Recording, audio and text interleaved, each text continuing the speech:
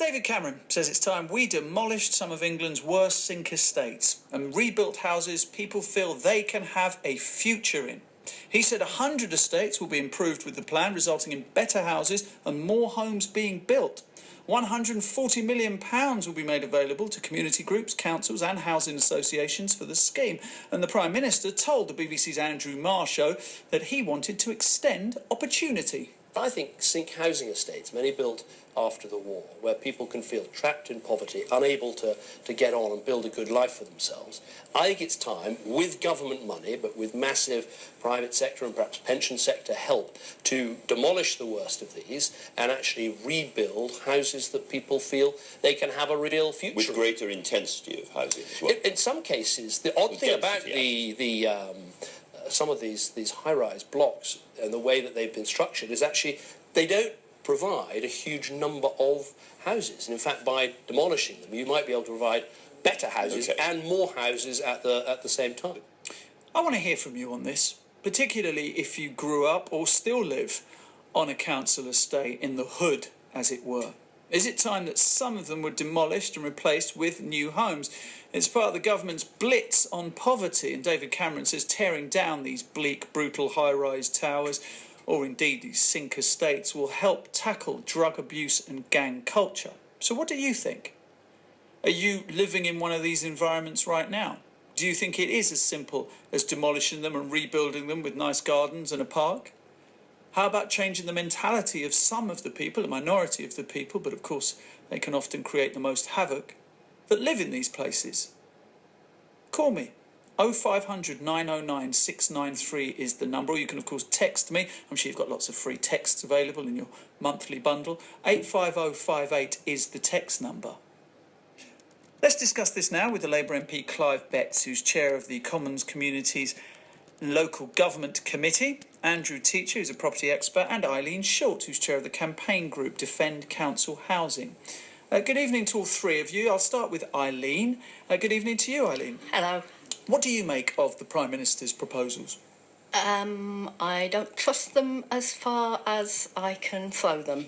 You cynic, you. Now, why, Eileen, would you be so Because cynical? on Monday, the Prime Minister's government said they were going to parcel up public land, pay for it to be cleaned up, and then hand it out to developers for nothing. On Tuesday, they tried to put through changes to stop building any affordable homes for rent and take our secure tenancies away, and then on Sunday we're supposed to believe that they have our best interests at heart when they say they want to knock down our estates. Well, we know what regeneration means. It means they take away homes that are secure and for rent and that we can really afford, and they replace them with private for sale that we can't afford, and we all end up kicked out and ending up in private renting.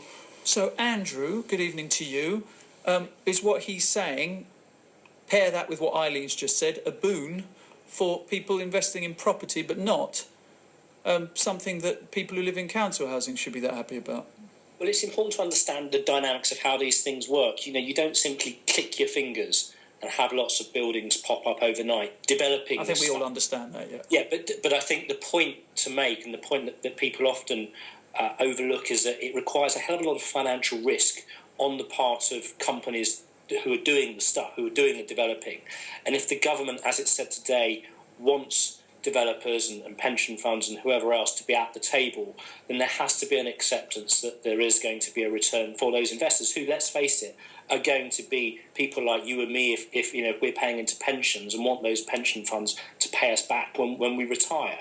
And I think that why these proposals are good are because they finally recognise the thing that's been staring us in the face for decades, and that it's the fact that poor housing is often the root cause of poor health, crime, social disorder, and many other problems which successive governments, both Conservative and Labour and the Coalition, have skirted over for years. And although people like Tony Blair and his Labour government did a lot to help cities, one of the things they didn't really tackle was housing. So, sorry, how would what you've just suggested, because of the private investment, help those people? Because what you seem to be saying is about building houses for sale And what Eileen is talking about is houses that people can rent. Now, not everyone can buy a house, can afford a house and get a loan to buy a house, can they? Hang on a sec. I didn't mention anything about sale or rent. I think, the key thing... So those people investing, then, it's all right, then let us bring it back to the pension funds and the investors who want a return on their investment.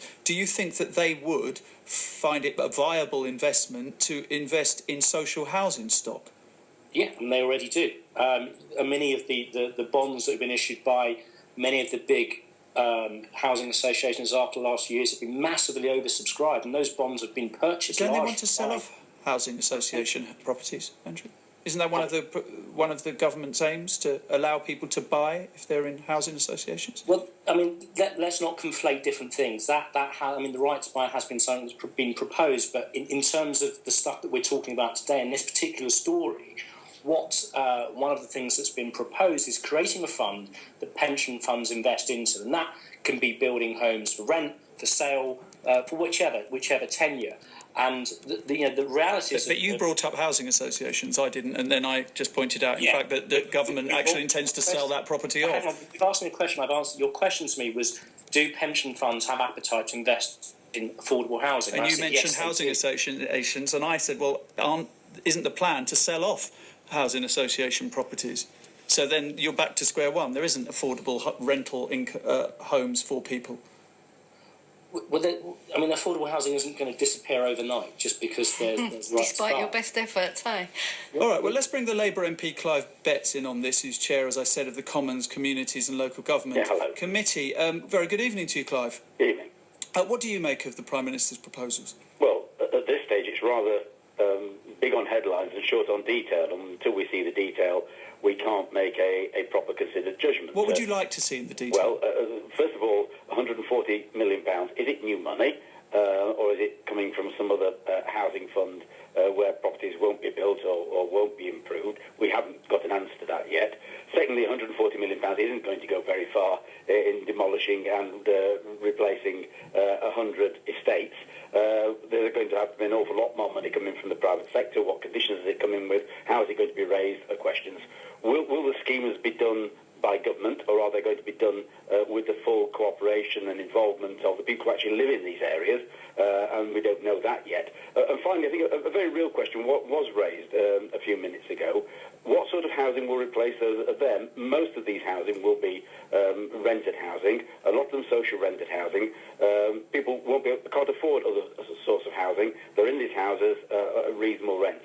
If they're replaced by properties either for sale or at market rents, then lots of the people who live in these areas already won't be able to live there in the future. That's a real concern, and until we have the details, we won't be able to know whether that's the case and whether people should be worried about being displaced and moved elsewhere. But the key point with that, Clive, and you're correct to say that, but Lord Adonis, the Labour peer whose report last year I think was well regarded by most people, and what he was suggesting was that you build at higher density, so you actually build more homes, and you can build all of the homes that currently there are at social rent, and then add on extra homes at market rent and market sale, which can basically subsidise the cheaper homes. And we're already seeing that happening on a scale across parts of the UK, where institutional investors are building developments and leaving proportions of those developments for subsidised rent. Well, yeah, and I'm not against institutional investment and money from pension funds coming in to fund housing. We did a committee report, the Committee of Local Government Select Committee, which I chair, in 2012, which welcomed that approach. But in the end, it's about the sort of houses that are produced and whether people can afford to live in them. People who already live in these areas, what we don't want to see is people living on areas of central London where rents in the private sector can be extremely high. Houses are simply unaffordable. People living in social housing there moved out because the houses they currently live in are replaced by properties for sale or for market rent that they can't afford. That's what we don't want to see, and that's why the details will be so important about this scheme, and we simply haven't got any details yet. So it's very difficult to judge it on the basis of having no details to judge it on.